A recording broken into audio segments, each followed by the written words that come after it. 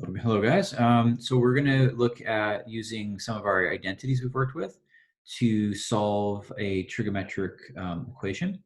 And this is going to be a really short little video. We've done quite a bit leading up to this. So I'm just going to jump over here and let's take a look at our Math 12. Yeah, I'm just going to continue off on this page here. So there's some proofs I did last night for you guys. I had a nice late night. Okay, so let's jump ahead here. So let's say we have a question we're being asked to solve for an angle, and we'll do something like cos x cos 10 degrees, and then we're going minus sine x cos, or sorry, sine 10 degrees.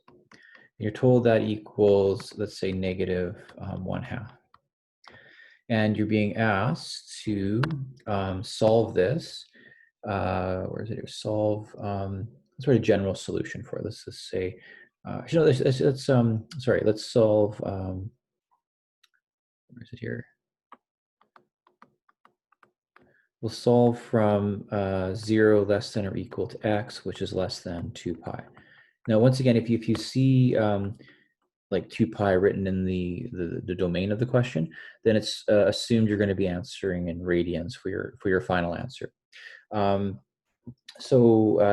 take a look at our numbers here. So if we actually, I botched that up. I gave you 10 degrees in the question, so I would have stayed in degrees if I did that. So the question starts with 10 degrees in the question, so I wouldn't mix and match the degrees and radians for you. So this unit really is trying to get you to recognize identities. So this should pop out to be one of those addition identities for you. So this really is cos A plus B. So notice when there's a minus sign, you get your cos A plus B. So this becomes cos of x plus 10 degrees. 10 degrees is equal to negative 1/2. And what you could do for now is just turn this into like cos A equals negative 1/2.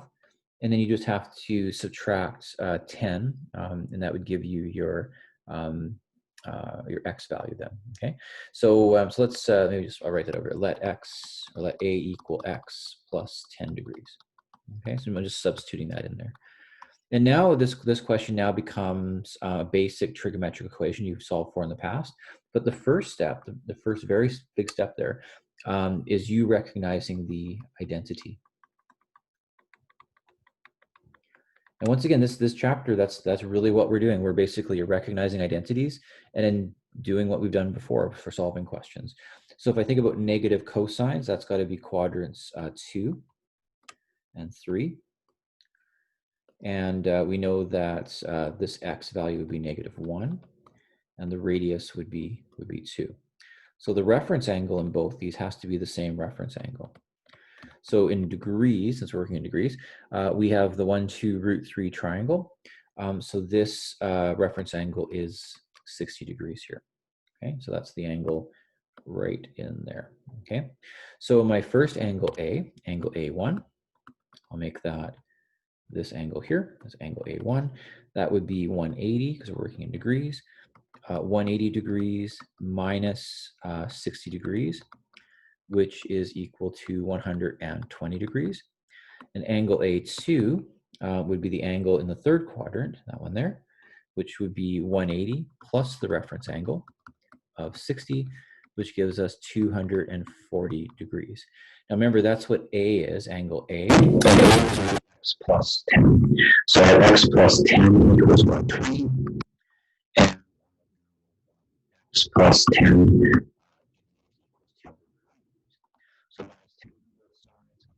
equals 110. Very big degree symbol. 100, it's not a 0 either. 110 degrees. And then the other angle would be 230 degrees there. So this part of the question, like the bulk of the question, that part, you've actually done those kind of questions quite a bit now. It's the first step that really is a single step, is seeing the identity there and simplifying it. Okay, so let's take a look, see if something else I've assigned for you guys to do. Did I do that? Yeah, let's look at that. That question's a pretty good one. So let's take a look at something like 3, let's say 3 cos 2x, and then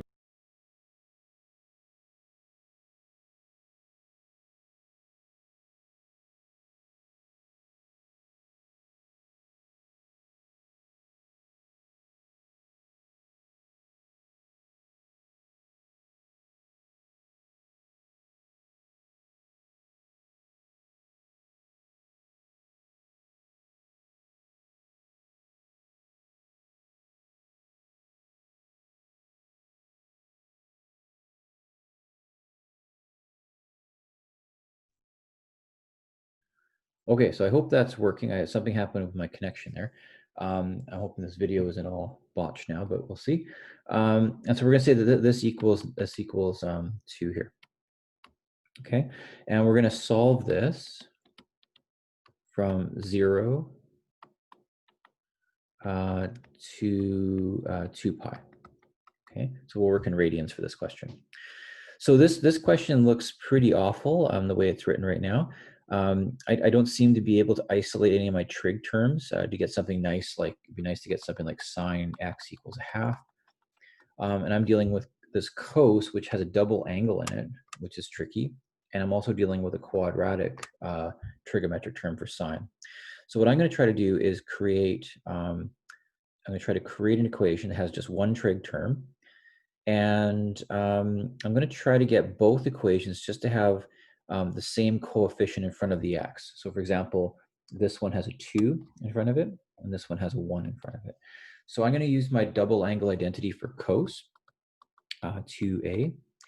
And now remember, there's multiple equations here that you can write. There's 3 different ones. And what would really be useful is if I could pick one that just had a sine in it. So one that just has sine. And then I'm working with just one trig term then. So I'm going to use the one that's 1 minus 2 sine squared a. Okay, so I'm going to turn this cos, I'll move the 3 out first. I'm going to turn that into 1 minus 2 sine squared. Now instead of a, it's going to be x here. And I'm going to add 2 sine squared x. And then that's going to equal 2. Okay, so I have 3 times cos 2x plus 2 sine squared x here. So when I distribute the 3 in, I'm going to get 3 minus 6 sine squared x plus 2 sine squared x equals 2. And let's bring the 3 to the other side. So I'm going to subtract 3 from both sides. So that's 2 minus 3 is negative 1. And then let's group our trig terms up here. So negative 6 plus 2 is negative 4 sine squared x. And now let's divide both sides by negative 4. So sine squared x equals 1 over 4. So the 2 negatives would cancel out. And then I would square root both sides, and I would get sine x equals plus or minus the root of a quarter, which is really plus or minus 1/2 here. So what I know is I have a question where I have a positive and a negative sine value. And so the first thing I want to determine is, where am I on the graph? Well, I have to be in all 4 quadrants here. So I would have positive sine, which would be quadrants 1 and 2. And that would give me my 1, 1, 2, 2. But I could also be in quadrants 3 or 4. And that would be negative 1, negative 2. Sorry, negative 1, 2, negative 1, and 2. And this is really, once again, the 1, 2, root 3 triangle. So the reference angle is the same in all cases. And across from the 1, that is the 30 degrees. So this reference angle here is pi over 6. That's 30 degrees. So my first angle for x would be pi over 6. That'd be the one in the first quadrant. My second angle would be pi minus the reference angle. So pi minus pi over 6 is 5 pi over 6. And then I would have pi plus the reference angle. So that's pi plus 6 pi over 6, which is 7 pi over 6. And the last one, so I've got 4 answers here. My last one would be x equals 2 pi minus the reference angle. So that would really be 12 pi over 6 minus pi over 6. So that would give us 11 pi all over 6. So I'm going to stop the video there and hope something turned out from this. It looks like my video kind of died there for a bit, so I'm not sure what's going to happen.